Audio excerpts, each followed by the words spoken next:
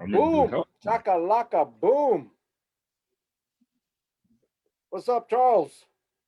Yeah, brother. Yeah, want to welcome everybody. Starting a new leaf.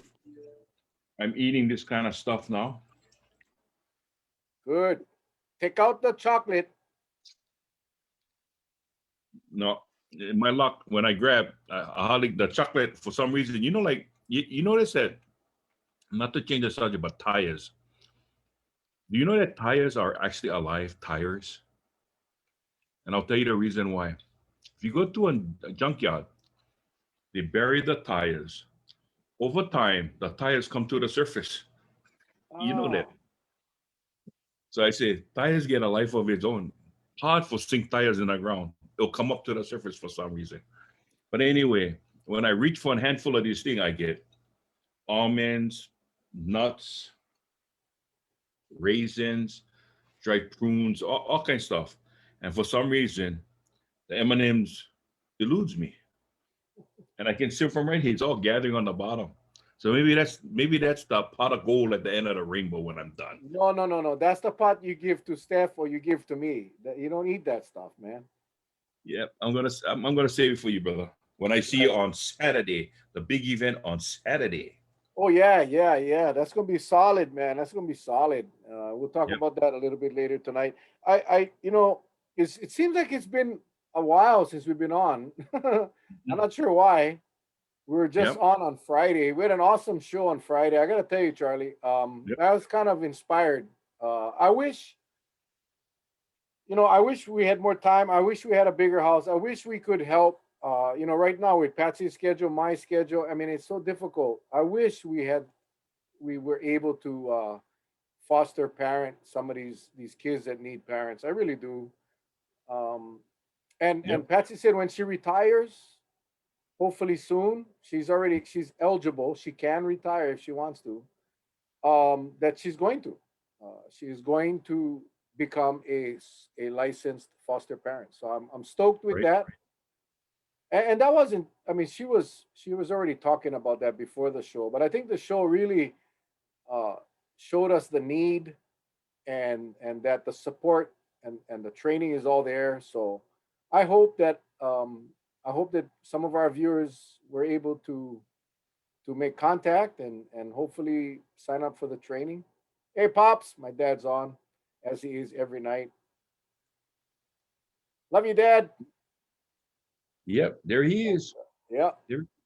but yeah, it was a great show, and it was I mean it was some of it. I mean, it's kind of bittersweet because it was a feel good Friday in the sense that we weren't talking about this horrific virus, but it was bittersweet because we're talking about an issue that is a very emotional and a tough issue, but we also talked about a program that is helping these children. So yeah, Hmm. I thought it went really well. I was excited and kind of inspired as well. Well, as that night it was. There's so many questions asked, which I was glad we asked those questions because with a limited amount of time, you try to clear up. I mean, the questions I asked is if I want to become a foster parent, that's what I would ask Hmm. because I want to know everything. You don't want to get into it, you know, headstrong, and there's some things that might block, or if you have a preconceived notion of what it is, yeah, it's always good to see the full picture. Yeah. And we appreciate that, and we ask tough questions at times. We do. That's what we try to do. I mean, it's not the intent to come out here and make it difficult for our guests, but I think you hit it It gets right the on the job. head, Charlie. You asking the questions that our viewers have, that someone that is thinking about or um, possibly going into this program, that you wanna ask the right questions and you wanna know all the information. So I, our two guests were very akamai. One is, I mean, living proof, and actually has done it. I don't know, what did she say? 14 or 17 children Yep. already have gone through their home. Right. Hmm. Amazing. That's angels. Those are angels. Well, there's a lot of you if you really think about it, you've got that. You've got people that want to become firemen. You got people who want to become policemen. It's always good to go tap the knowledge. And if you come and talk to me, I'll give one side of it. You go talk to if you want to become a police officer, go talk to somebody else. Go talk to somebody else who enjoyed maybe the administrative life of police work. That means that not one single day they hit the road on patrol. They stayed administrative. You go talk to them, they'll give you a different insight because why they see a lot of things coming across the desk, right?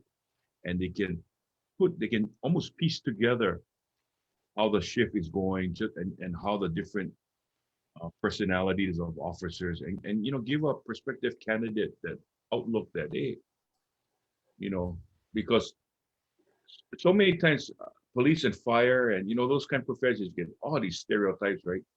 High rates of divorce, high rates of drinking, stuff like that. And that's not true. That's not true.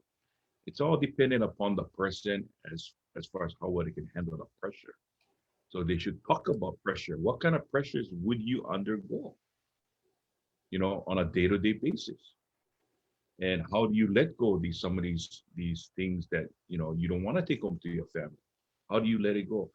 To me, those are kind of questions I would ask, because it's real simple to say you get enamored by, ooh, I'm a police officer, or ooh, I'm a fireman, or even I'm a DA agent or FBI. But then there's a lot of that small nuances in those dark corners that can affect your life. And I think a real seasoned person should tell a prospective candidate what those dark secrets are, so they can go into it with the parameters so wide that they fully understand what they get into, not the kind going with a tunnel vision. I think that's when people get hurt, when they go in with a preconceived notion that, oh, it's going to be like this. Yeah. Yeah, it's best to get all the facts, get the true facts, talk to the real people that Mhm. do it. And that's why Leo was so helpful on the show, because she shared Exactly. a lot of what it was like, not just all the good times, but some challenges as well. Mhm. Charlie asked an awesome question about religion, which plays a major role, and it, Mhm. it can create some major problems as well. So again, tough questions, yeah, necessary, absolutely. Yep. Anyway, boom, guys, share. You see, I got one ring light now because my other light. Oh, what happened to that? There it is. Boom. My other light had broke right in the middle of our show too. So anyway, Charlie, it seems like I don't know, man. Seems like everything is going well. We're moving towards tier 5 pretty soon. We're at tier 4 now. Could it I do be that we're getting out of the tunnel? I do want to say this.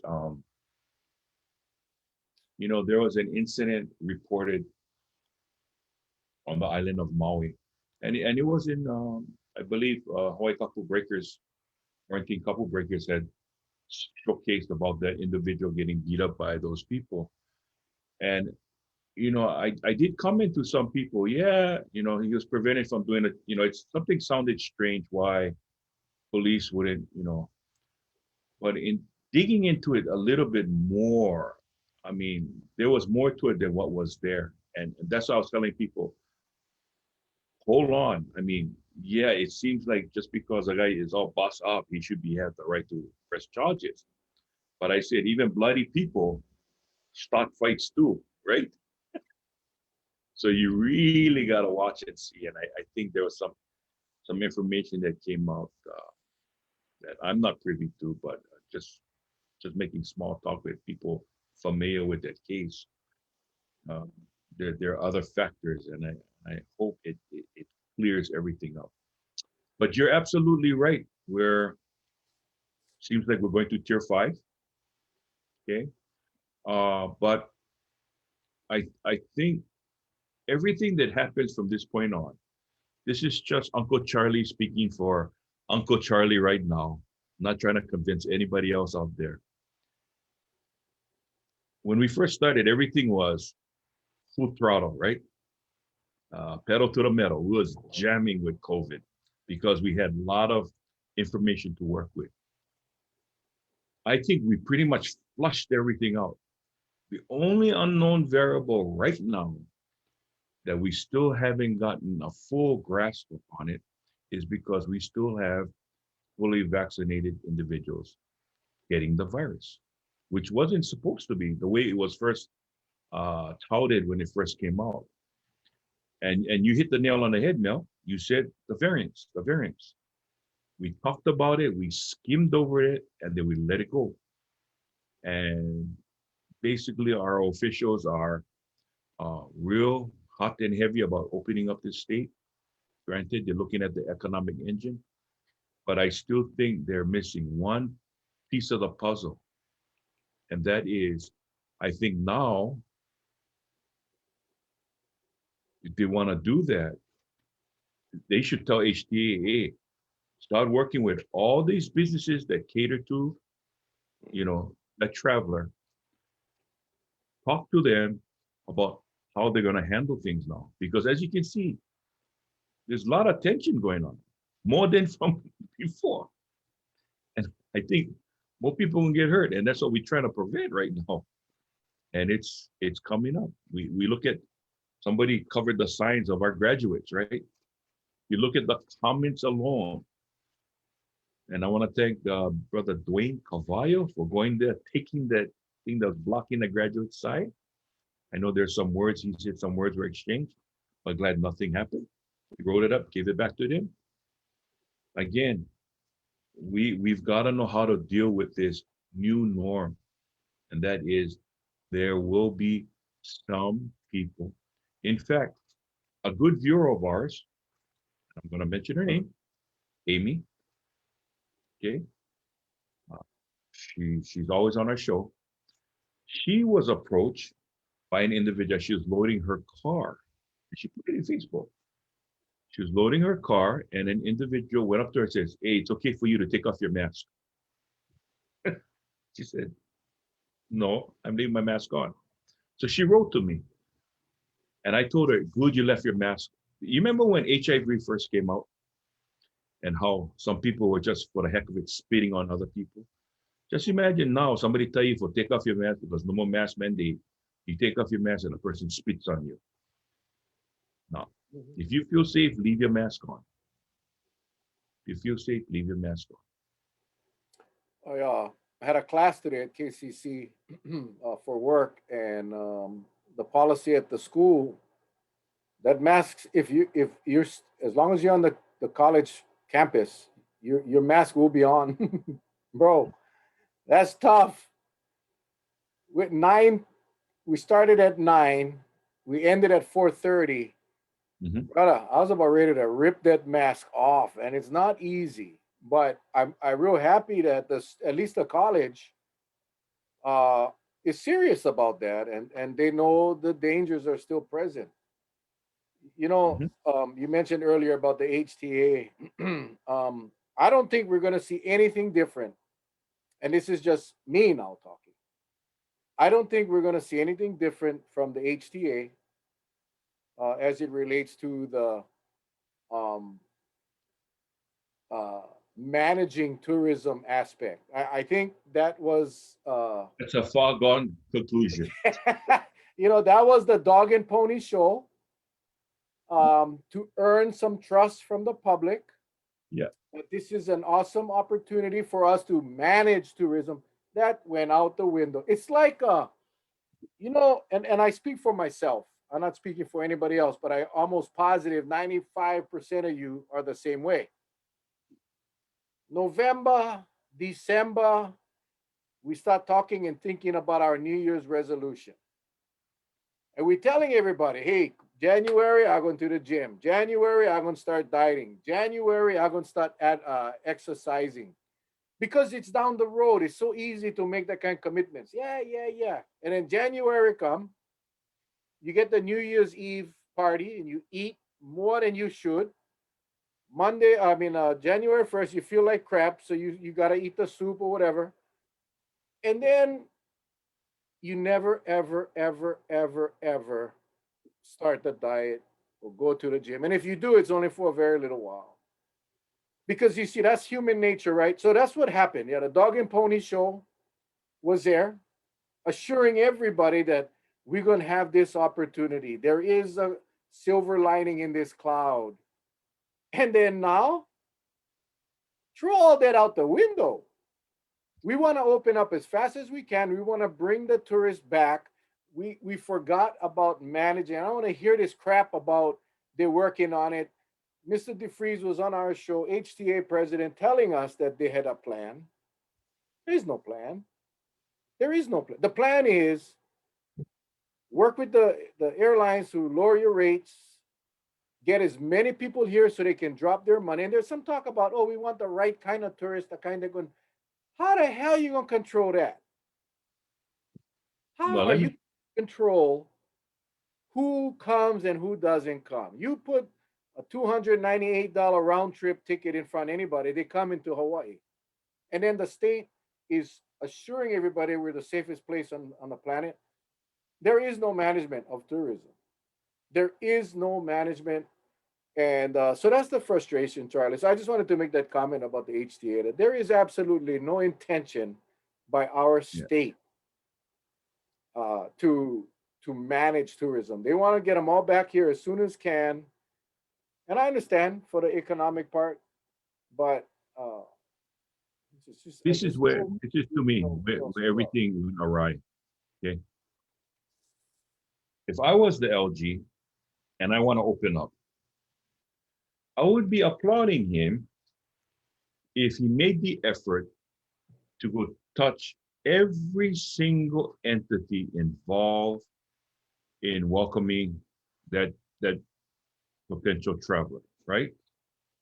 So we want to get a high paying traveler. Well, you got to talk to the airlines because if you want that, you got to keep the prices up. You don't bring the prices down because the prices down mean if I was houseless in California, somebody gave me $49 for a one-way ticket to Hawaii, guess what? As moilepo and dirty as I am, I'm getting on that plane, plain and simple. Mhm. So there are all these moving parts. The thing that everybody is talking about now, which is a critical moving part, is you get them all over here, but no more rental cars. Or you get them all over here, and the rental cars cost more than the hotel room itself for a day. And Yep. their flights. So if you put the hotel room and the flight as a package, the rental car still costs more than that. You see? Yep. So I don't think a well thought out plan went into effect and said, hey, this is our target date we're gonna open. Are you on board? Are you on board? Okay. Tell me right now, what is your proposed rate you're gonna do? Somebody could have just said, you know what, we're thinking we're gonna be in the high $400 to $500 rate. Wait a minute, time out. I cannot tell you what to do. It's gonna mess up everything else. Because now we're gonna force them to go rent U-Haul vans. We're gonna force them to go rent vans from Home Depot, stuff like that. Is that what you want? Mopeds. They said Yeah. cruising the highway on mopeds, And shaking on more. the road, like getting, yeah, but that far, because you know how the roads on Kauai, Yeah. it's horrible. Yeah. You know what is irritating is that the lieutenant governor from day one was working with the visitor industry, right? With the hotels, not so much the hotels, but more so with Hawaiian Air, working with them. And like you said, Charlie, wouldn't you think that as we start to open up, there's some dialogue, HTA, HLTA with Mufi, the lieutenant governor, all of these guys, and say, okay, listen, rental cars are at 50% capacity. 50%, because we sold off half of the inventory during the shutdown, and it's going to take a while to bring back the inventory. So when you look at the total picture on tourism, if you're looking at managing tourism, which they're not doing, but what they said they would do, then you would be able to determine how many rental cars you need, how many uh, uh, public transportation resources you need, what's available for these visitors. If you want to give them an experience, there was none of that. See, if in fact they had planning, if they had strategic planning as we reopen, as they said we would do, we would have had a graduated scale. Listen, and what has happened, Charlie, in the last couple of months? The number of rental cars have dropped, right? About half is what we've been told. But they're increasing the flights to Hawaii on every island.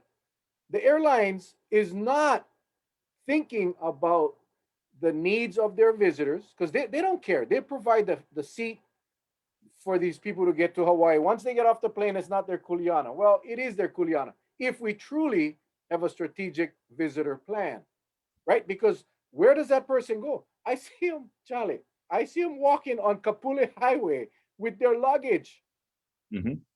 dragging their luggage because no more car. There's a 3 hour to 3.5 hour wait for a taxi or an Uber because you don't have enough. Now, where's the strategic planning for that?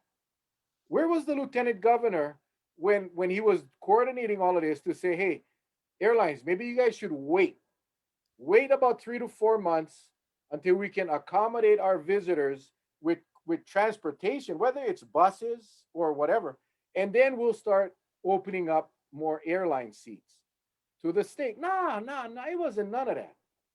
We don't care once they arrive. They can catch the bus, they can walk, they can Uber. Well, if you got to wait 3 hours or 4 hours for an Uber or a cab, that's not an experience you want to give your visitors. So there is no plan. It's it's greed from the airlines and say, hey, you know what, just fill them up and drop them off and let them worry about it. And now what? Who's gonna deal with these visitors? I would be pissed if I landed somewhere and I couldn't get a car, I couldn't get a bus, I couldn't get an Uber, and I'm stuck at the airport or I gotta walk. There was no plan. They don't give a rat's ass about the tourists. They just want the money. They just want the money. And that's why I say, Charlie, it's so frustrating. Frustrating when you hear these guys talk about, everything is going so well, tourists are coming back. Yeah, they're coming back to a horrible experience. Well, Horrible. you know when everything first started, right? When everything first started, if you think back, Honolulu built a convention center because they had the hotel rooms, the rooms to handle the inventory of travelers, right? And they had one location that everyone can meet for a convention. So big conventions would buy out maybe the Hilton Hawaiian Village, the Halekulani, the Sheraton, right? And for the main convention, they all go to the convention center. For the smaller breakouts, they go to the individual hotels, to their ballrooms, correct? Unfortunately, on Kauai, we don't have a huge inventory.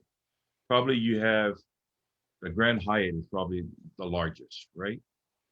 And I know working couple of special events where, like the optometry, they have every other year they come to Kauai. They buy up so many rooms from the Grand Hyatt all the way to the opposite end where Koloa Landing is. So they have a shuttle going back and forth. Okay. But it's so well planned, they have to think we can only sell so much because you cannot put somebody in the convention that has to find a room up north, up in Princeville. It doesn't work, Yep. So you have a planner that thinks these things out. What I'm saying is the state had no planner when they decide to open up. They should have at least had a liaison that plans with the private sector planner, that they can talk and they can see, we may run into problems, and bring this to the heads of those who are in places that can make decisions. But no, everybody just saw dollar sign, ching, ching, ching, open them up, go for it. And they said, you know what? That ain't our problem. That's your problem. No, it's everybody's problem now. Because now you get these poor travelers coming. I don't think they wished upon a star to come here and find out they have no transportation, right? Sometimes they get thrown into a hostile situation, not of their own choosing. They're getting lumped in, right? They're getting lumped into a certain group that people are just getting upset over. Stuff like that. So anyway, I just saw something that flashed by. Deborah said she has to go to a specialist appointment next Friday on Oahu, and a compact car for 6 hours is $1,472. I'm so sorry, Deborah.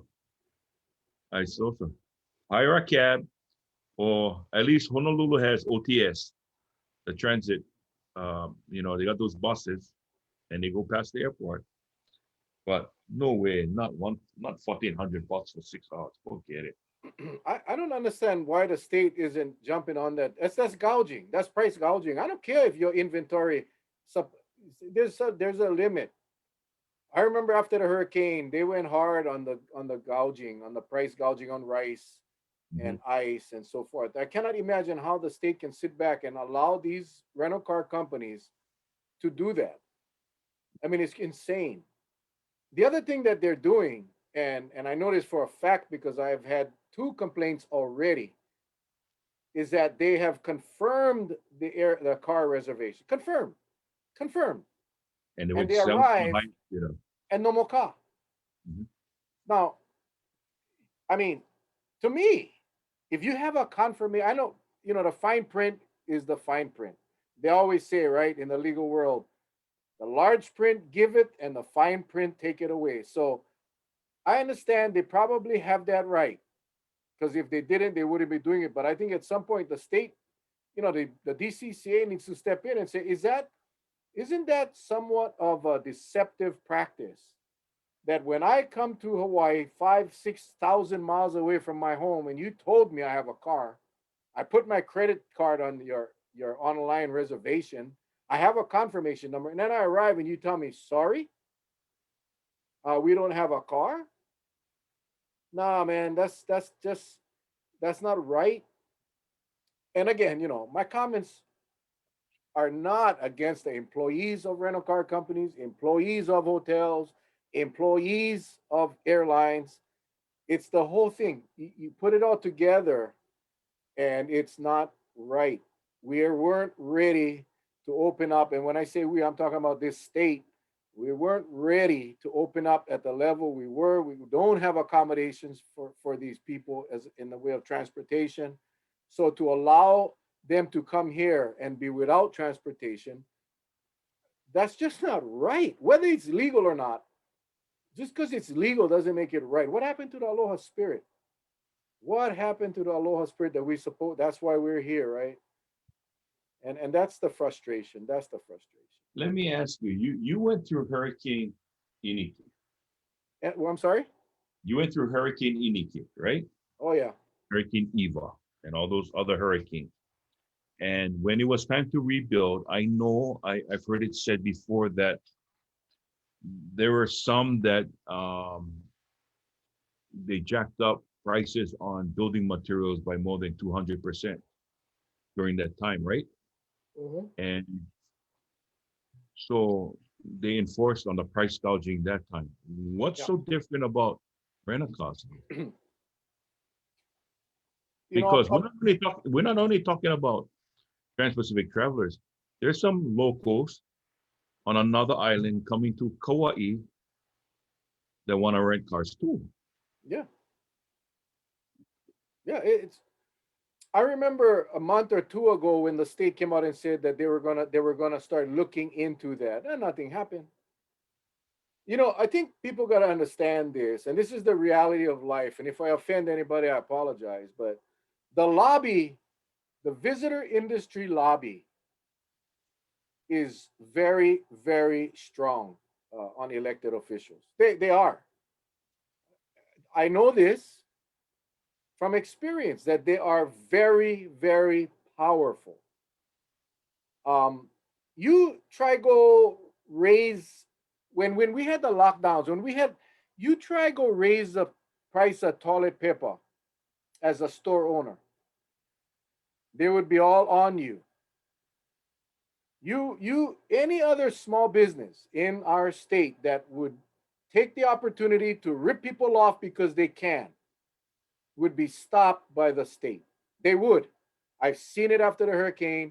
We've seen it in the past.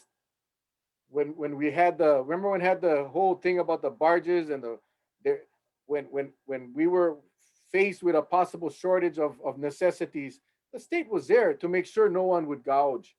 They are not touching the industry. I don't know if you noticed that. They're not. And the industry is raping and pillaging, like you said, Charlie, not just the visitors, but our local residents that's got to go between islands as well, whether it's for medical or emergencies or family issues. But you don't see anything happening. Nothing. They are allowed to do this day in and day out. And it comes down to one thing, the lobby. This industry spends a lot of money on lobbyists who go talk to legislators and governors and lieutenant governors to tell them stop. Don't I mean stop going after them. Let these guys do what they got to do to recoup what they've lost. It's not the visitors or residents' fault, and they shouldn't be paying for the losses that happened because of a virus. They shouldn't, but they are, and it's just not right. It's not right. Totally not Well, right. I don't know how they, it's almost as if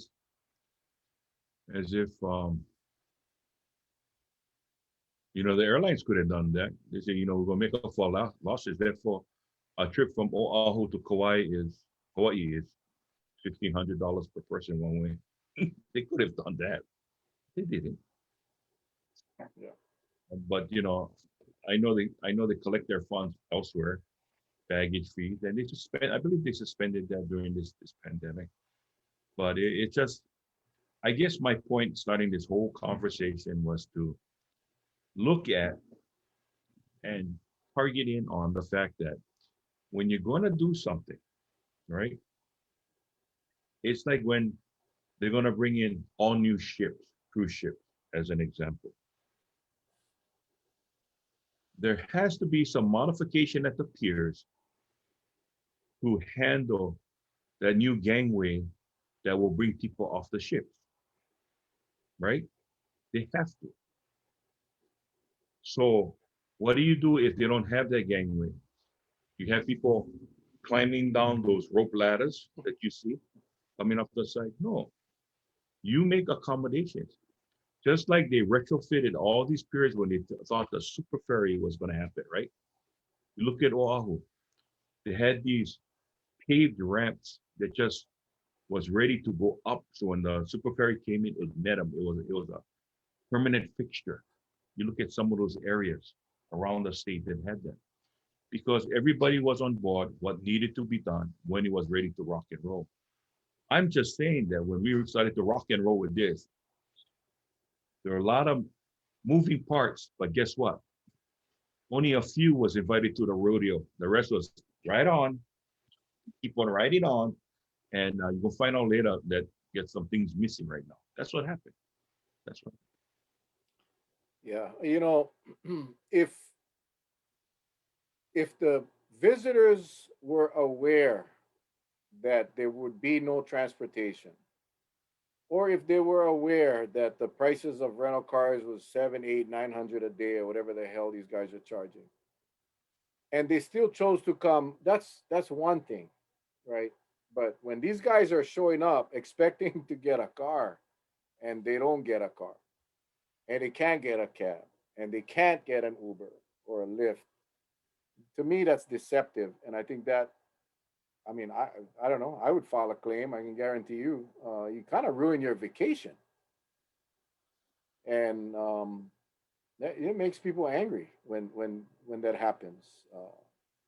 Mhm. So I don't know. Well, my brother, let me ask you something that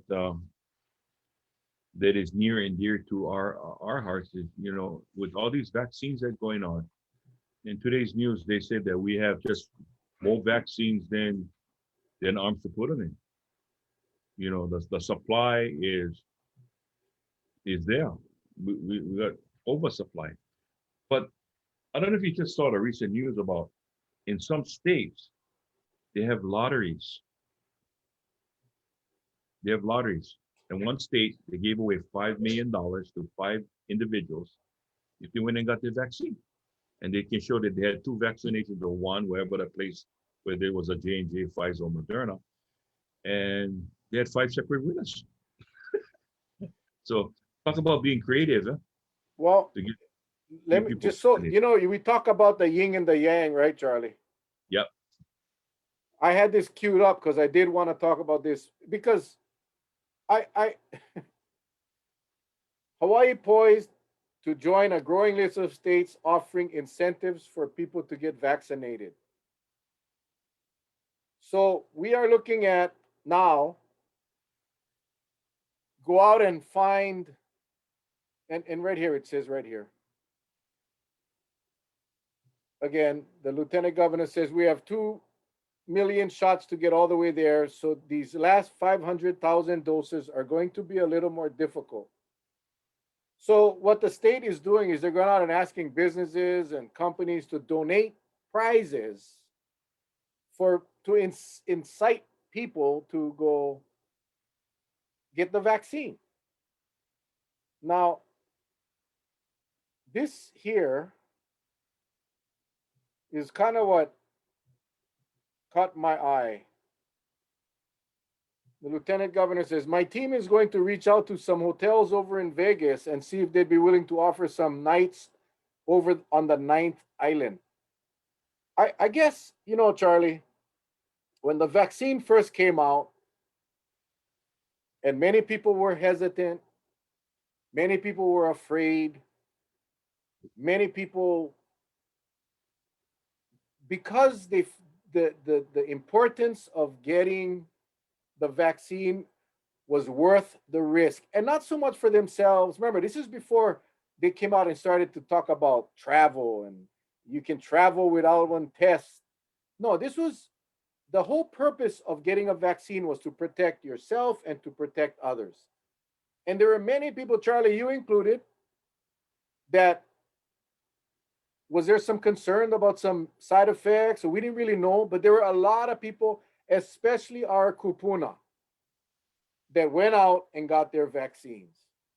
They took the risk because they felt that they were going to take care of themselves and their loved ones. And those people went and got vaccines. No freaking gifts, no incentives, no trips to Vegas. No, they did it because they felt that was the right thing to do. And they wanted to protect the loved ones. And here we go, some several months later. So now we're saying we're going to offer the carrot in front of those that, for whatever reason, don't want to take the vaccine. We're going to lure them, we're going to bait them, and we want to reward them. And then we are still going through a pandemic to incite people or incentivize people by sending them to Vegas, where they're opening up 100%. Uh, you, I don't get it. I don't see the logic. You know, guys, why don't you go reward all the kupuna that took the risk early on? That took the risk early on and said, you know what, my health, the risk of taking this vaccine is I'm willing to take that risk to protect my loved ones, to protect my grandchildren, to protect my kids. Those people get this. And the ones that are playing hardball gonna get freaking gifts. I don't get it, Charlie. You see, that's the thing. You know, the whole priority is backwards, right? Why you don't reward the people that got the vaccine first? And let's start with the kupuna. Why don't you give the kupuna one bag of rice? Every kupuna that had get one vaccine, come with your card and you get one free bag of rice, and the hotel industry can pay. Why don't you do that first? And as the other people that are not vaccinated see the incentives being paid out to the people that did get the damn vaccine, then they'll go get the vaccine and they can go get their little freaking bag of rice or bag of sushi. How dare you even think of forgetting about the people that got the vaccine when it was risky, supposedly, versus these ones. You guys are ass backwards, government. You guys are ass backwards. Reward the ones that did it. That's a slap in every kupuna's face that went out and got this shot. Yeah, see, Evelyn is saying, then I should have waited. Yeah, now everybody going to wait until the incentives get big and then they're going to take them. That's backwards, guys. So backwards. So backwards. I mean, Well, I spoke to Kupuna that was very hesitant. But you know what they said, Charlie? And you know this too, man. You know a lot of Kupuna that they said that they were going to do it because it was worth the risk. They wanted to protect their grandchildren. They wanted to protect their children. And those people, sorry, you guys got your vaccine. You get squat. We're gonna give these incentives to people that. I'm not even worried about that. You know what I'm faced with now. This is a prime example about people that can run for office next year, right? This just goes to show you that I would think when this whole thing was being captured and hatched, the plan was captured and planned to be delivered, that somebody would have gone into a battle room and list down all the pros and all the cons. And that is, the pros is we vaccinate, so therefore we need plenty of people to help put vaccination in arms, right? The cons would be, what if we get plenty of vaccination but nobody want it? What do we do then? They should have thought about this way before they even started the program. So what this tells me is that in 2022, when these guys gonna run for office, if they think how they're thinking now, we're in a world of hurt if we're going to be voting for people that are going to be thinking that way. I would want a forward-thinking person that, okay, will take a little time and they're going to say, not even worry about that. Not going to happen. Well, you know what? Like I said before, monkeys fall out of trees and planes fall out of the skies. So until you can show me that none of that is happening, you got to think way in advance. Is there anything wrong with that? I don't think there is. We're just erring on the side of caution. Every time you make a mistake, you learn from your mistake so you don't repeat the mistake. Not our government, not our local officials. We make a mistake, we're going to keep on making a mistake because why? It's driving Mel and Charlie batty. So let's keep on making a damn mistake. I just love when I see their veins pop out on their head because they're trying to make a point. And you know what? Yeah, I know I wasn't supposed to do that, but screw them. I'm going to screw it to them. And watch, the veins going to pop up either on a Monday night, Wednesday night, or on Feel Good Friday night. The veins going to pop out. Well, if they had watched the Mel and Charlie show, they would have saw this coming a long time ago, Charlie, because we spoke of this months ago. We specifically spoke about that day that would come when everyone that wanted the vaccine had the vaccine. And then you're going to have the people that don't want the vaccine or can't take the vaccine. And then Right. what you going to do? We talked about this a month, maybe 2 months ago.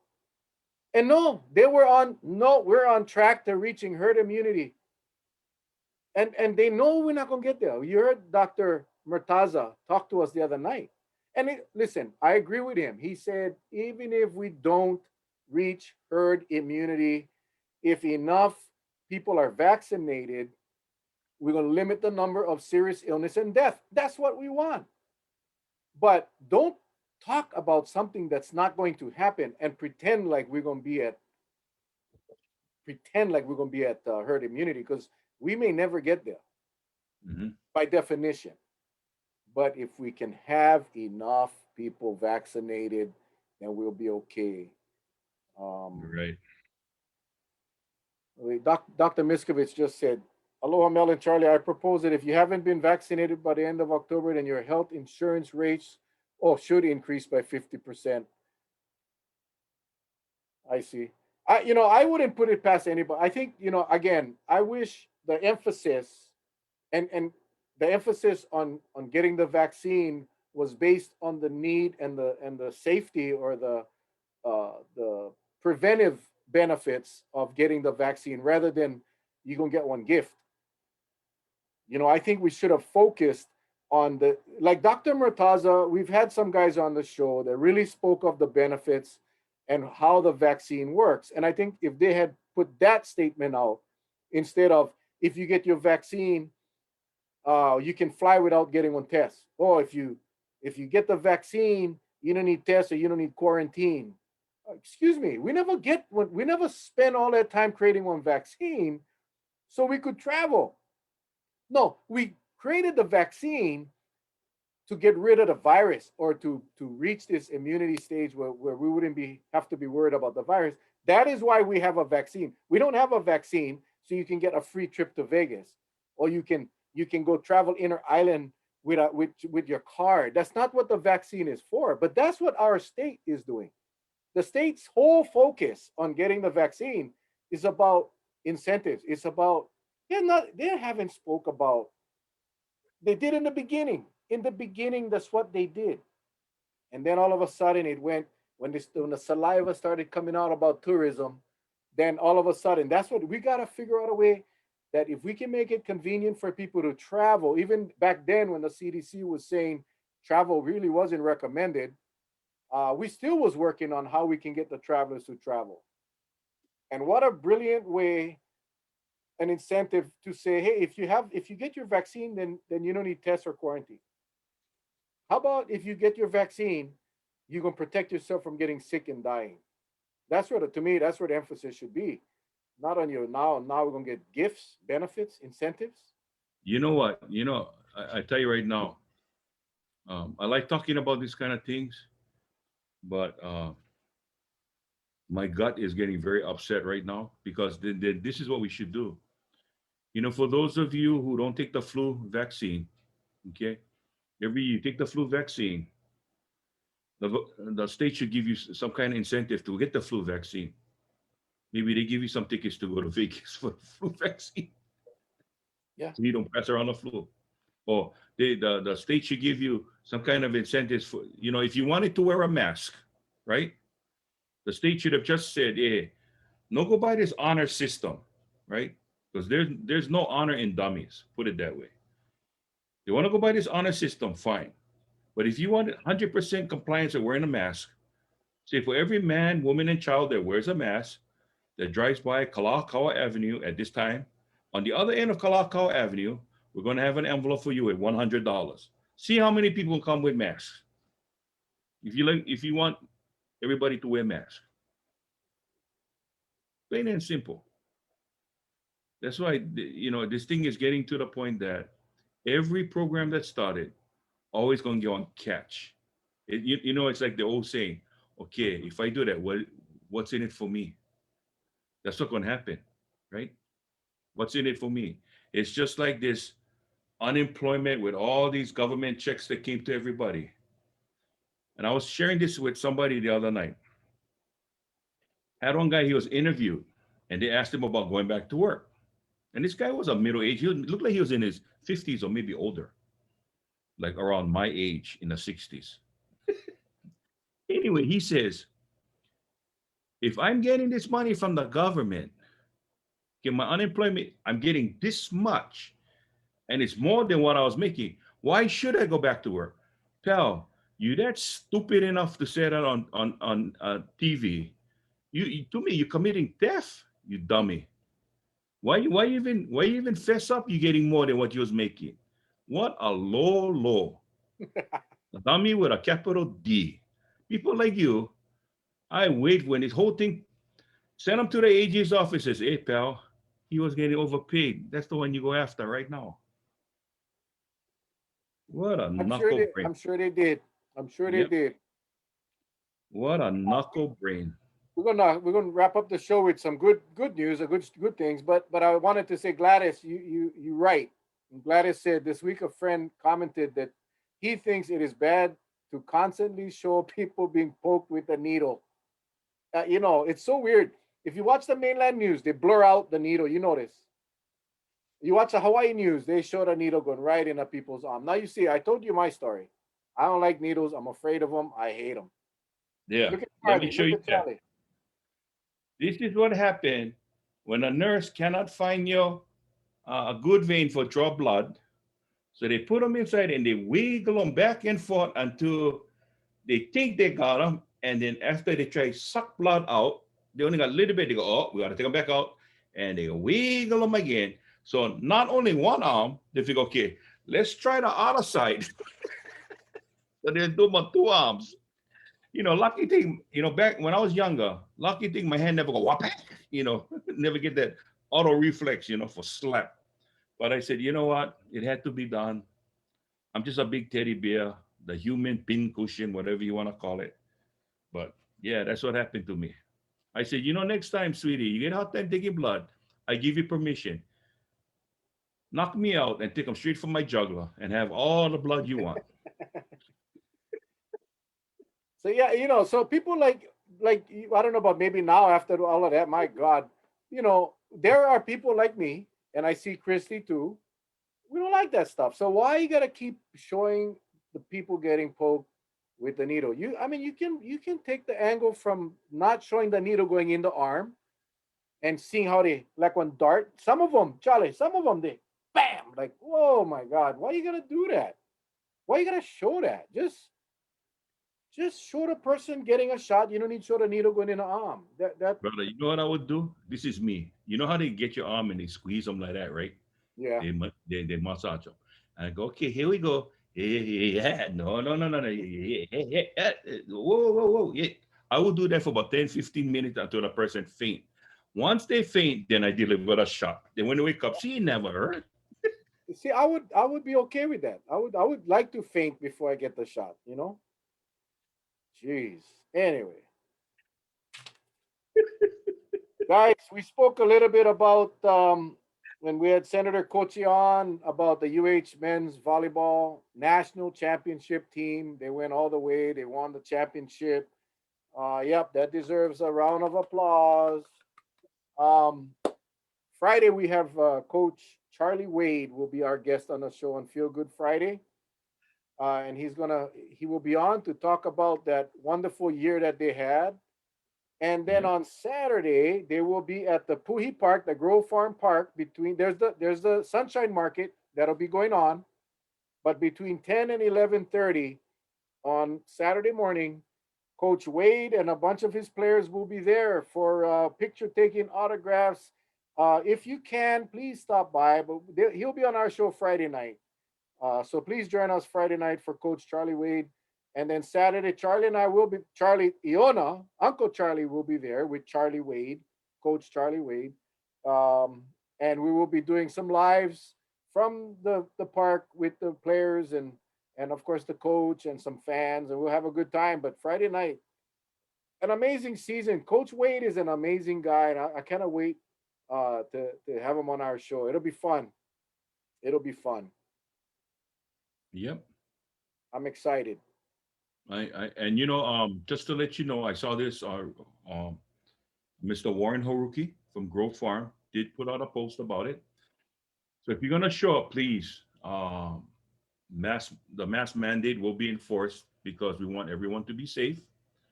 Uh, but also, and they'll be there from 9:30 to what Uh, 11 the, the 11 o'clock. coach and the players will be there from 10 to 11:30. That's the schedule time.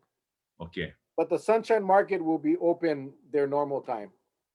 So if you're gonna go there, we urge everybody to stop by, give them some kawaii love, and congratulate the NC2A national champions men volleyball team, the University of Hawaii Rainbow Warriors. Yes, yes, yes, yes, yes. It's going to be fun, and we'll do a live, and we'll share some other things down there. They got some kawaii kimchi down there, hanale taro is down there.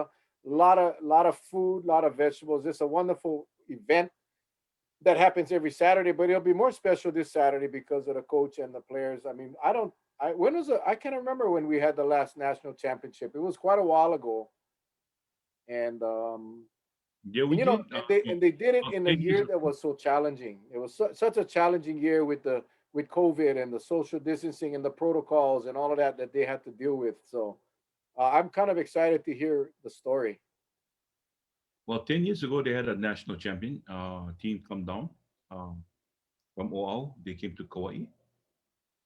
They had a national championship 10 years ago. No, not a volleyball team. I think it was in poi pounding. Yeah, the poi pounding team came down. Oh, yeah, Yeah. yeah, yeah. Oh, I remember one year, um, Pepperdine. No, Pepperdine had an amazing. They were like they had the dynasty, right? And they came to Kauai, believe it or not. I think they used to come every year, and I took my son. We had never seen a live college volleyball game, so I think it was at Waimea Gym, if I'm not mistaken, or maybe Kauai High School gym, and they did a scrimmage. They did a scrimmage, so they had a warm up, they practiced, and then they had a scrimmage. And Charlie, the speed of those volleyballs is much quicker in person than it is on TV. And I was so impressed. I was thinking, man, oh life, if you ever get hit by one of those balls, uh, foof. So Well, let me share you a quick story that will last you all of 30 seconds. I experienced one of those balls when I used to go and play volleyball at the um, New One YMCA, going right off the Poly. Okay, that's where former Governor Neil Abercrombie swims every day. So I went in there. I was playing b-ball, and the guy said, "Oh, we're gonna play, brother. I'm gonna play volleyball." I said, "Okay, no worries. I get off the court." So now I got to use my membership, right? So this one team I had some tall guys, but most of them was like short. They said, "Hey, you like be on our team?" I said, "Sure." Well, the other team had these Samoans from Halawa prison. You know Halawa prison guards, and those calves alone is on steroids because when they jump, I could actually see the bottom of their soles looking up like that. So I remember I went up one time for block, and that Shole went cracked that ball like about 150 miles an hour. The bugger, like the Jackie Chan movie with Bunker. The ball went hit my head, and I was looking the other way like, "Eh, where the ball? Where the ball?" It was so fast. And like on Lolo, you figure you get zipped one time, you're not gonna have it zip it. That game, three times. I went look like Frankenstein. My over here was all swollen, sticking out like on balcony. And he told me, "Hoy, you like some ice?" I go, "Kinda too late, big already." You watch them prison guards how they play volleyball. It's like they're playing against lifetime prisoners, and they say, "Okay, we're gonna show you a little lesson or two." Oh, so I can just imagine what the UH guys play like. yeah, I can only imagine. My God, and Ugh. going to be interesting. I don't know how many of the players are going to come down, but I tell you what, Charlie, what would be cool is you and I take on two of them. Give us two of their best, and you and me, we will have Let, Warren put up. let me ask you. You know, it seems like you have this fetish for embarrassment. How many times do you have to be embarrassed? I mean, I learned once. I don't have to go play against guys that when they jump up, they can actually jump and stand on my head without me having to do anything Well, at see, 6'5". the element of surprise, Charlie. We get what is today? Monday. We get 4 days to practice. We get 4 days to practice. So right now, my vertical leap is 12 inches. In 4 days, it'll go to 14. Will that make a difference? I don't think so. That's what I'm Absolutely. trying to tell you. Charlie, I think we can do it, Charlie. I mean, I think can. I'm gonna ask Warren to put up a net, and I don't think we can last the whole game, but we go to best first to reach five. First to reach five. Us Kalihi guys, when a guy's outshining us and embarrassing us, they can jump all they like, but I'm going to scoop them from below. Whatever it takes, Charlie. It doesn't matter. No more rules. It does it. That's why I think we can beat them. Hey Tyson, thank you. Tyson Moises just said that Coach Wade said 8 to 10 players will join them, 5 local boys and a few of the starters. That is going to be solid. Thanks, Tyson. Solid. No, if they like challenge me, I'm going to challenge them in marbles. No, we're going to do them, Charlie. We're going to take them on. Good. You tell me what time you be there. I'll be the kind Pacific time, couple hours behind you. No worry. Imagine if we beat them, though. Okay. You said the word imagine. Just keep on imagining, okay? That's the word. That's the magic word, imagine. I think we can. I gotta go. I gotta go stretch though. I gotta. The last time I had any kind of physical activity, I had pulled two hamstrings at the same time. Oh, I can already hear the first jump. Oh, bro, you gotta play the rest of the game. I put both hamstring. I'll be there by myself. That no would Okay. stop me though. That would not stop me. I tell you right now. I mean, that would make national news if we beat out two of the national champions right there at Puhi Park. Right after that, we go straight to Kauai Kimchi, Hanaletar. We will eat one nice meal. We'll even pay for their meal, for their lunch. You said they make national news. You ever saw that series TMZ? Yes, TMZ. Yeah, okay. yes. We gonna be on TMZ if we know beat them. Okay.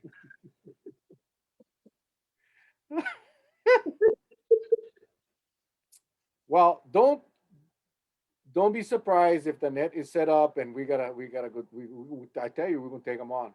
We'll take them on. I go set, and you bang. No. Why don't I sit and you bang?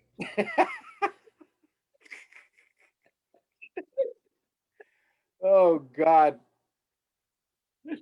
Saturday morning, 10 to 11:30. So let's just say the match, Charlie and Mel versus UH, two of their best at 10:30. You know, it'd be more embarrassing. They bring on the Water Boys, and the Water Boys beat us. That is even more embarrassing. You know.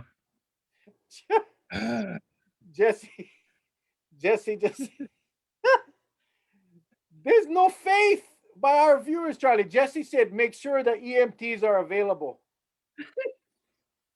And then Melissa, our sweetheart, Melissa says, I'll stand by with our respiratory therapist for rapid response call.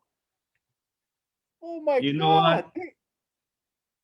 Thank you, And Nancy. Nancy says, think positive. See, we can do it. you know, back in the day, like when you're playing basketball, and the other team, can beat the other team. So they say, okay, you go first. So they throw the ball to you. You take the ball and you run away with the ball, and there's no more ball left. That's how you beat this kind of team. I can run. I can run. Might not be fast. Might not be the prettiest thing. You know, I look like, you seen the movie Rampage with the kind of, what his name? The Rock Johnson. Oh, yeah. Remember the movie Rampage? The gorilla George, when I think running through the city. Yeah, that's me when I run away with somebody's ball. I don't like give them back. Well, please don't take the volleyball on Saturday, okay? If we're losing, if by some weird chance we start losing, then you take the ball and you take off. But I don't see that happening. I do not see that happening. That guy, they set up, and I see the slam coming. I just duck, and I see you over there, and I go, Mel, duck, boom. Melissa says, Mel, I told you for duck. Melissa says, I love you both, but I'm coming with oxygen tanks and PPE. Raylene says, people will show up early only to watch you two play. Will think everyone came to buy their fruits and vegetables. And knowing my wife, she gonna tell me, honey, now don't forget, you can play UH. And if you pass out, that's why. No way you puka bebedies. Make sure you get a clean pair and no more pukas. Because if you absolutely. If you knock out, they're gonna hammer everything. So just make sure you get one good pair of bebedies on that. Absolutely. Tyson is gonna lead, he's gonna be on our side. He's gonna lead the fans, and he said, just have the fans watching our game, throw water balloons. Anytime they try to spike it on us, just whack them with water balloons. Bingo. Guarantees we win. And not the kind of you and I setting up the hits back and forth. Back and forth. They go, hey guys, you can only go like 1, 2, and 3. You cannot go 5, 6, 7, 8 on your side. You gotta get the ball over the other side now. I'm telling you, I see people have some doubts. Nancy saying, no get hurt, Bombay no more Mel and Charlie show. No, gonna get Mel and Charlie show. Even if we lose, we're not gonna get hurt. We're not going there to get hurt. We're going there to win and bring home the championship to Kauai. We're not going there to get hurt. We're just going to end up hurting ourselves, but we're not going to get hurt. But I tell you, but you know what? It'll be an honorable thing, bro. The intent was to bring the championship home. Can I ask you something? When you think out loud, you're dangerous. You know that. Try not to think out loud. If we're going to do something like this, let's discuss it off camera before we come on. You think out loud and like, okay. No, because now you see we get the people route. Now they all gonna come to watch us play. If we had discussed it, you would have told me no, and then we would have never discussed it on the air. So now, look, Murray is bringing water balloons. Uh,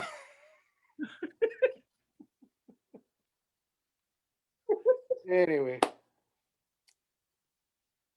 please have breathing room for the wives. Oh yes, no worry. The wives, we may have to. Yeah, I don't even. Please do not tell Patsy what I'm contemplating because She just wrote. She take me just to the. wrote. She's gonna actually have me go get on psyche Val. Our Melissa. I guarantee you, after she gonna critique, she goes, Uncle, I want to critique how you play.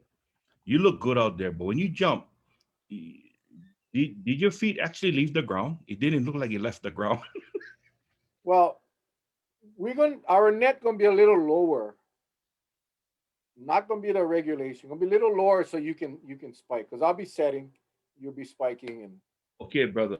Here's the philosophy. I know you're good in math. If the net is lower, okay, and the people we're playing are much taller, that means the net is way lower for them too. Does that make sense? but you know what? Gonna jam them up. It's gonna jam them up because the angle, their angle of attack when the net is lower going into the net point for us. See, I got them all planned out, bro. I get them Brother, all planned out. you and I gonna come up to the net. We're gonna be looking at our opponent. They're gonna be staring at the top of our heads. We're gonna be looking right by the bottle straight ahead. If the ball hit the boro, that's how you drop them to the knees. Gulliver's travel. That's what we'll be in a land of giants. That's what's gonna happen. You and me will be Gulliver's travel, brother. Woo. Anyway, that was another quick hour, bro. I enjoyed it, my friend. We took it home strong. Yeah, see it, man. Saturday morning, guys. Don't forget, Friday night, join us here on the show. We got Coach Charlie Wade gonna be our guest, and then Saturday morning at the Puhi Sunshine Market at the park, 10 to 11:30, guys. Gonna be fun. And then about 10:30, Charlie and Mel taking on two of their best. There you go. That's about it. And Morel, we don't need no Dr. Lee Altenberg to make any math projections. I'm just telling you like it is. I bring in my hard hat, I bring in my bulletproof vest, and anything else to neutralize that 200-mile-an-hour ball coming in my direction because I have a funny feeling because of height. Brother Mel will be right behind me to hold me up when I get hit with the ball. I can hear you right now, Mel. Oh, brother, you did good. You did good. I know. The next one, you get him the next time. I See, go, bro, I getting lumped. it's not gonna happen. It's not gonna happen. Look at Melissa, sweetheart. I know, I know you love us both, but she telling us, but her hospital get at least hospital with room service. As long as it's in the same room, Melissa, next to each other, and get Wi-Fi so the show can still go on. Yep. Okay? As long as we can still do the show. Oh my I'm goodness. excited. I'm looking forward. I'm going to start stretching tonight. And then Saturday morning, Charlie, when you get up, 800 milligrams of Advil before you go to the park. No, I haven't touched a drop of liquor in I don't know how many years now. But I think I will have some that day. Anyway, any closing thoughts, Charles? Yeah, I just like to say mahalo, mahalo to all the viewers. Hey, I showed this. Okay. I showed that. I gotta say, I put up a post today because today, for me, I had such a wonderful call from the ER doc just to see how I was doing. And people were genuinely concerned, and I love you all. Thank you. But what it was is I got a little infection, like a little insect bite, and it caused my legs to swell, and they thought I had congestive heart failure. Well, comes to find out I had an infection. So they cleared it up with the antibiotics and some Lasix to get the water out because there was a lot of fluid retention. And I'm back as new. But this is my battle scars that was left behind, and it was because they said I have, for a big guy, I have teeny veins. So I just want to let everybody know I am 100%. I'm 100%. So not to worry. Okay. Thank you very much for your love and aloha, everyone. Mel. Thanks, Charles. Thank you for that. Guys, appreciate you guys watching tonight. We had some heated discussions, some good fun times. So we try to do Wednesday night, 7 o'clock, same place, same time. Friday, Coach Charlie Wade. And of course, Saturday, don't forget the ultimate challenge, Charlie and Mel versus UH's top best players they're bringing for a 5-point game, and we will win. I guarantee. You know when they're gonna announce us, gonna be like this. An outside hitter from Wailua, Kauai, YP6, Mel Raposo. Then they're gonna announce me at 6'1", inside hitter from Kali'i Oahu, Chaliona. Whoa. Then when they announce the other side, standing at 6'11", and the shortest guy on the team at 6'7". I say, well, Mel, I guess you're the shortest guy here today, period, right? So that's what's gonna happen. Well, I'm But we're wearing gonna keep, heels. I'm wearing heels. I'll be 6'2" on Saturday, okay? you wear heels, just make sure you don't twist your ankle. That's all I work. All right, everybody. Uh, gonna be 10 o'clock to 11:30 on Saturday. For those of you that didn't hear it, Coach Wade and a bunch of his players, and he'll be on our show Friday night. So with Yeah. that, you guys have a wonderful evening. Stay safe. God Thank you, bless. Mel. We'll see you guys on Wednesday night. Aloha. Aloha.